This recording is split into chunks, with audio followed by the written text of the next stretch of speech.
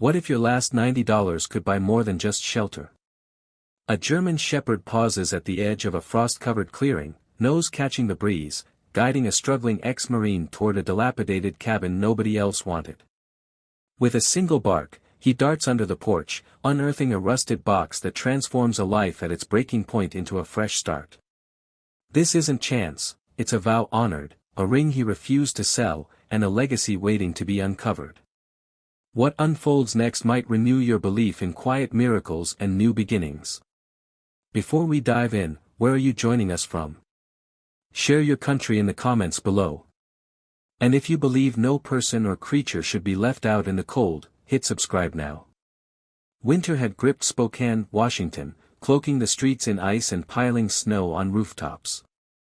The air carried hints of chimney smoke and diesel, sharp with December's chill. Jack Rohr trudged through it, each step heavy with unseen burdens, his breath fogging as his boots crunched over frozen ground. At 40, Jack, a former U.S. Marine, bore the weight of a life worn thin. Tall and broad-shouldered, his frame was leaner now than in his military days, his face tanned by weather and etched with lines too deep for his years. Hazel eyes, softened by loss, held a quiet grief, while a faint scar along his jaw hinted at battles fought long ago. His close-cropped black hair, now slightly gray at the edges, had grown untidy since his discharge. Once, Jack's life had seemed certain, a marriage to Sarah, a woman of gentle strength and radiant warmth. Sarah, tall and slender, with auburn hair in a long braid and green eyes that sparkled with warmth, had been his anchor.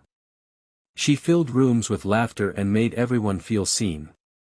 But cancer stole her 18 months ago, draining her vibrancy and leaving Jack hollow.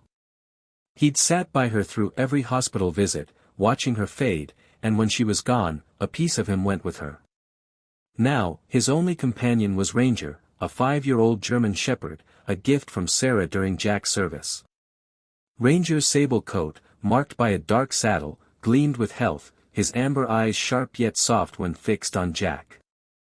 The dog's scars from youthful roughhousing and confident stride spoke of resilience, but his quiet presence at Jack's side was what kept the man grounded through grief's darkest moments.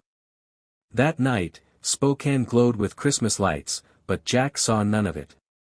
In his cramped rented room, he sat on a creaking cot, opening his wallet with the solemnity of a soldier inspecting his gear. Inside, $2.20s, a $10, and $2.05s, $90, his entire savings. Rent was late, his old Honda was failing, and eviction loomed. On the nightstand sat a worn velvet box holding Sarah's gold wedding band, its faint gleam a reminder of shared mornings and promises. Selling it could buy time, but it would mean severing his last tie to her. He closed the box, unwilling to let go, as Ranger curled protectively at his feet, amber eyes steady, offering silent strength. A neighbor passed his half-open door, a woman in her 30s with snow-dusted groceries, her glance tinged with pity. Jack bristled, he hated that look more than hunger. It underscored the gap between the Marine he'd been and the man now scraping by on mechanic jobs.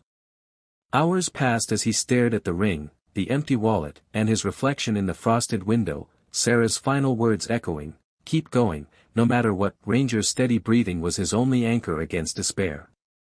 Then, a scrap of paper changed everything.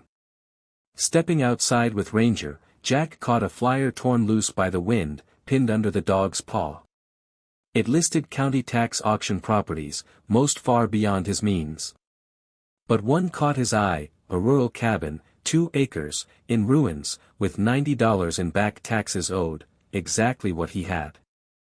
Ranger wagged his tail, as if sensing a turning point. For the first time in months, Jack felt a spark of hope. The next morning, under a gray sky, Jack walked to the Spokane County Courthouse, Ranger in the back seat of his rattling Honda. The courthouse, weathered brick and arched windows, loomed over the icy street. Inside, the auction hall buzzed with polished bidders in suits, their talk of profit and property alien to Jack's worn jacket and scuffed boots. He clutched his bidder card, number 63, feeling out of place among the confident crowd. Ranger waited in the car, ears alert, whining softly as if sensing the stakes. The auctioneer, Carl Hendris, a wiry man in his 60s with a gravelly voice, called out properties with practiced ease. Jack's heart raced as lot 47 approached, the rural cabin, $90 minimum bid. He raised his card, voice steady despite his nerves. 90, Carl announced. Silence followed, until a casual, 100, came from a man in clean flannel, his bid effortless. Jack's stomach sank. He touched the velvet box in his pocket, tempted to pawn Sarah's ring for a higher bid, but the thought cut too deep. As Carl called for $105, the flannel-clad man shrugged and withdrew. Sold to bidder 63 for $90, Carl declared, the gavels cracked like a lifeline. Ranger's ears perked in the parking lot, as if he knew. Jack emerged clutching the deed, hope flickering alive. He leaned against Ranger, whispering, "We've got a home, boy." That afternoon, Jack drove his creaking Honda down a dirt track to the cabin, Ranger alert beside him. The clearing revealed a sagging structure, its roof half-collapsed, vines choking the logs, a single shutter dangling. Ranger leapt out, sniffing the perimeter like a sentinel, while Jack stepped onto the damp earth, the air sharp with cedar and rot. The cabin felt like Sarah's memory, broken but enduring. Ranger barked, digging beneath the porch, unearthing a rusted metal box. Jack's heart raced as he pried it open, revealing leather-bound journals, blueprints, and a hand-drawn map marked with cryptic symbols. The name Henry Blackwood appeared repeatedly, a recluse who'd vanished decades ago, leaving behind work that hinted at revolutionary energy technology. Inside the cabin, dust and mildew greeted them, but Jack felt a shift. The journals described Blackwood's pursuit of clean energy, his fear of its misuse by governments or corporations. A sketch of a strange device, resonance amplification, stirred Jack's mechanic instincts, though its complexity baffled him. Ranger stayed close, sensing the weight of their find. The next day, Jack followed the map to a stream, where Ranger uncovered a concrete block etched with a symbol from the blueprints. Digging deeper, they found a tarnished metal cylinder, its inscriptions matching the journals. Back at the cabin, Jack found a hidden fireplace compartment holding more diagrams and a small, seamless steel device, warm to the touch. Each discovery deepened the mystery. Blackwood had hidden his life's work for someone to find. On the third day, clearing a collapsing shed, Ranger's pawing revealed a hollow wall. Jack pried it open, uncovering a staircase to an underground lab filled with machines, blueprints, and fresh notes dated weeks earlier. A humming device, legal papers naming Jack as beneficiary, and a coffee-stained mug suggested someone had been there recently. Jack's name on the documents shook him. How could Blackwood know him? The next morning, an envelope at the cabin door bore Jack's name and the initials HB. It summoned him to the forest's edge at sundown. There, Henry Blackwood appeared, a gaunt, silver-haired man with piercing gray eyes. He revealed he'd been watching Jack, testing him as the heir to his work. Blackwood's inventions, hidden from those who'd weaponized them, came with $9 million to continue his mission of clean energy for the people. Jack, a man who'd lost everything, was chosen for his loyalty and grit, qualities Ranger mirrored. 6 months later, spring warmed Spokane. The cabin, now the Blackwood Foundation for Clean Energy, buzzed with purpose. Its roof was repaired, walls reinforced, powered by Blackwood's devices. Jack, no longer a broken man, led with resolve, Sarah's ring now a symbol of hope on a chain around his neck. Ranger, the Foundation's mascot, charmed communities as they installed energy units in struggling homes.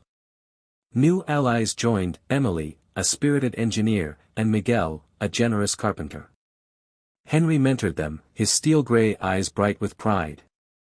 At a celebration for their 10th installation, families gathered under lanterns powered by Blackwood's technology. An elderly woman's tears over her lit kitchen moved Jack deeply. Ranger, ever loyal, leaned into him as Jack whispered, "We found our home, boy, and we're lighting others, too." From $90 and despair, Jack and Ranger built a beacon of hope, proving that even in darkness, a single step can spark a miracle. If this story resonates, share it, comment Amen if you believe in miracles, and subscribe for more tales of faith and second chances. May you find light in your darkest moments.